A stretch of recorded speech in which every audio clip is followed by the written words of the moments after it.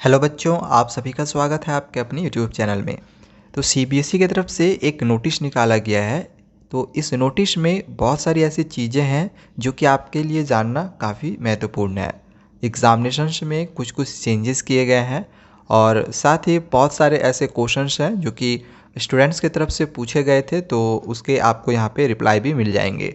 तो सबसे पहली बात तो ये कि जो आपकी टर्म 1 की जो डेट शीट है वो कल यानी कि 18 अक्टूबर को आ जाएगी। तो सीबीएसई ने ये यहाँ पे साफ तौर पे लिखा हुआ है इस नोटिस में निकाल के कि कल यानी कि 18 अक्टूबर को जो है आपकी जो डेट शीट है वो आ जाएगी। यहाँ पे देखिए लिख लिया है 18/10/2021 को date sheet of the examination will be released.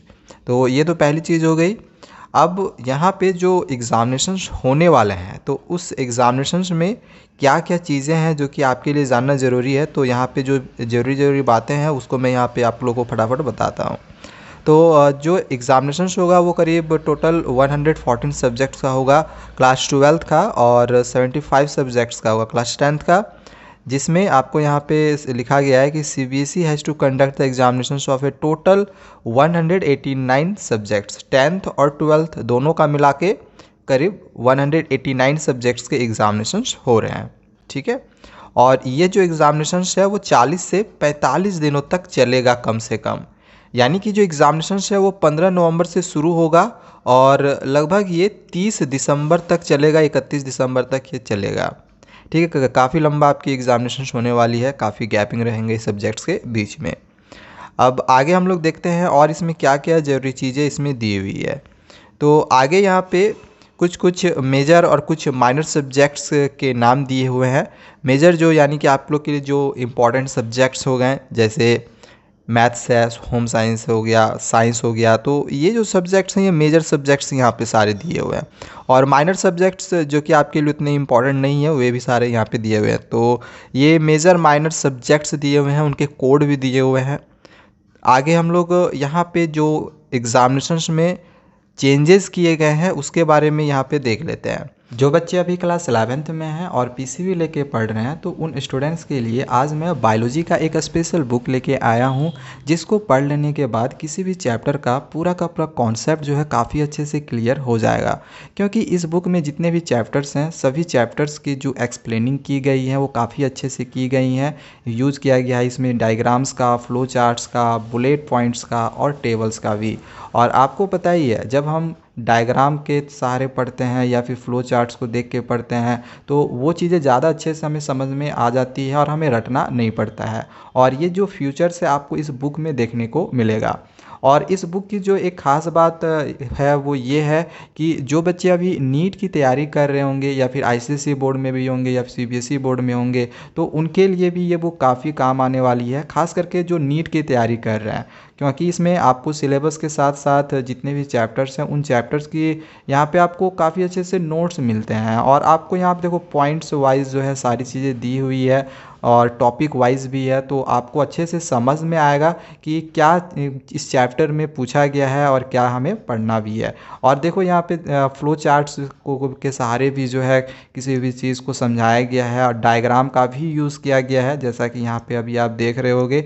तो ओवरऑल अगर हम देखें, अगर हम इस बुक से तैयारी करें तो आपके पास जो है नोट्स के साथ साथ क्वेश्चंस भी आ जाएंगे। आप यहाँ से क्वेश्चंस की भी प्रैक्टिस कर सकते हो। यहाँ पे आप देख सकते हो जो यहाँ पे क्वेश्चंस है वो भी दिए हुए हैं, तो आप अपने तैयारी को काफ़ी अच्छे से कर सकते हो। आपके एग्जामिनेशंस में कुछ क्वेश्चंस यहाँ से भी आपके मैच कर सकते हैं। और आपको अभी ज़्यादा से ज़्यादा पढ़ने की भी आवश्यकता है क्योंकि एग्ज़ामिनेशंस अभी आपके सामने आने वाली है, जो कि एमसीक्यू क्वेश्चंस आपके रहेंगे। तो इस बुक में आपको ज़्यादा से ज़्यादा एमसीक्यू क्वेश्चंस भी दिए हुए हैं प्रैक्टिस के लिए, या फिर आप उन क्वेश्चंस को याद भी कर सकते हो। तो आपको यहाँ पे डबल फ़ायदा हो जाता है, ना कि चैप्टर्स के आपको नोट्स मिल जाएंगे बल्कि आपको चैप्टर जो है आपकी क्लियर भी हो जाएगी और साथ ही साथ आपका जो यहाँ पे एमसीक्यू क्वेश्चंस है वो भी मिल जाता है। तो ओवरऑल देखा जाए तो ये बुक आप लोग के लिए काफ़ी ज़्यादा यूज़फुल होने वाला है। तो इस बुक को आप लोग बाय ज़रूर कर ले। इसका मैं डिस्क्रिप्शन पे बाय लिंक दे दे रहा हूँ, उस पर क्लिक करके आप इस बुक को बाय कर सकते हैं।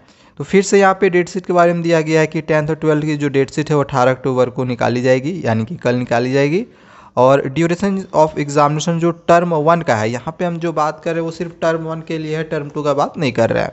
तो टर्म 1 का जो एग्जामिनेशन का ड्यूरेशन रहेगा वो 90 मिनट का रहेगा और इसमें एक जो सबसे बड़ा चेंज यहाँ पे ये किया गया है कि जो एग्ज़ामिनेशंस है वो 10:30 बजे से शुरू होता था, उसके जगह पे 11:30 बजे यहाँ पे लिखा गया, यानी कि 11:30 बजे से आपकी एग्ज़ामिनेशन शुरू होगी। और ये विंटर सेशन को देखते हुए रखा गया है, क्योंकि ठंड का मौसम होगा तो सुबह जो होता है वो थोड़ा लेट से होता है, तो इसके वजह से ठंड ज़्यादा लगने के वजह से यहाँ पे जो एग्ज़ामिनेशन की जो टाइमिंग है उसको थोड़ी सी चेंज की गई है। 10:30 के जगह पे आपकी जो एग्ज़ामिनेशन है वो 11:30 बजे से शुरू होगी। और साथ ही साथ पहले जो क्वेश्चन पेपर पढ़ने का जो समय दिया जाता था वो 15 मिनट दिया जाता था, तो इसको बढ़ा के अब 20 मिनट कर दिया गया है। तो 5 मिनट एक्स्ट्रा समय भी अब हमें मिलेगा क्वेश्चन पेपर पढ़ने का। तो ये भी आप लोग के लिए काफ़ी बड़ी चेंजेस होगी। तो ये कुछ एग्जामिनेशंस के चेंजेस किए गए हैं जो कि सीबीएसई की तरफ से यहाँ पे है। अब यहाँ पे रिजल्ट से रिलेटेड कुछ इंपॉर्टेंट चीज़ें हैं, तो इसको भी देख लेते हैं, क्योंकि रिजल्ट से रिलेटेड बहुत सारे ऐसे क्वेश्चंस हैं जो कि स्टूडेंट्स कर रहे थे हमारे कमेंट बॉक्स में। सो यहाँ पे ए नंबर में दिया गया है कि after conduct of term 1 examinations result in the form of marks scored will be declared. यानी कि जो टर्म 1 के एग्जामिनेशंस है उसको हो जाने के बाद जो स्टूडेंट्स के रिजल्ट होंगे, यानी जो मार्क्स होंगे, वो स्कोर के तौर पे जो है वो डिक्लेयर किए जाएंगे। यानी कि स्कोर आपको पता चल जाएगा, ठीक है, कि आपके कितने मार्क्स आए हुए हैं। बी पॉइंट में दिया गया है कि no student will be placed in pass. कोई भी स्टूडेंट पास नहीं होंगे, कंपार्टमेंट उनका नहीं लगेगा, एसेंशियल रिपीट कैटेगरी में वे नहीं आएंगे टर्म 1 एग्जामिनेशन के बाद। यानी कि टर्म 1 में आपका ऐसा नहीं कि टर्म 1 के एग्जामिनेशन दे दिए तो कोई स्टूडेंट का कंपार्ट लग गया, कोई पास हो गया है, कोई फेल हो गया। अभी आपको पता नहीं चलेगा कि आप पास हैं या फिर आपका कंपार्ट लगा है क्या नहीं, या फिर आपका कोई एसेंशियल रिपीट तो नहीं आ गया है। टर्म 1 के एग्जामिनेशन में से आपकी कोई भी प्रॉब्लम नहीं होगी, ठीक है। लेकिन एक बात का ध्यान रखना है कि टर्म 1 का जो रिजल्ट है वो आपका फाइनल रिजल्ट जब टर्म 2 का हो जाएगा तो उस टाइम वो सारे मार्क्स जुड़ेंगे। सो यहाँ पे वही चीज़ दिया गया है कि final result of class 10th and 12th will be declared after term 2 examination. जो आपकी फाइनल रिजल्ट है क्लास 10th और 12th की वो डिक्लेयर किया जाएगा टर्म 2 एग्जामिनेशन के बाद में। टर्म 2 का एग्जामिनेशन हो जाएगा तब जाके टर्म 1 और टर्म 2 को मिला के आपका एक फाइनल रिजल्ट तैयार निकाला जाएगा। और उस टाइम आपको फिर बताया जाएगा कि आप पास हैं या फिर आपका कंपार्टमेंटल कहीं ना लग गया हो या फिर एसेंशियल रिपीट तो नहीं है। तो ये सारी चीज़ें हैं। अब क्वेश्चन आपके मन में ये भी आ रहा होगा कि सर पासिंग मार्क्स क्या होगी, पासिंग क्राइटेरिया क्या है। तो फिलहाल इस साल के लिए अभी तक तो सीबीएसई ने 10th या फिर 12th के लिए कुछ भी ऐसा बताया नहीं है कि क्या पासिंग क्राइटेरिया होगा। लेकिन इससे पहले जो 2021 से पहले का अगर हम बात करें तो पासिंग क्राइटेरिया यही है कि आपको 100 में 33 नंबर लाने हैं सारे सब्जेक्ट्स में। किसी भी तरह से आप ले आए तो आप पास हो जाएंगे। ये 10th के लिए आपको 33 किसी भी तरह से लाने हैं।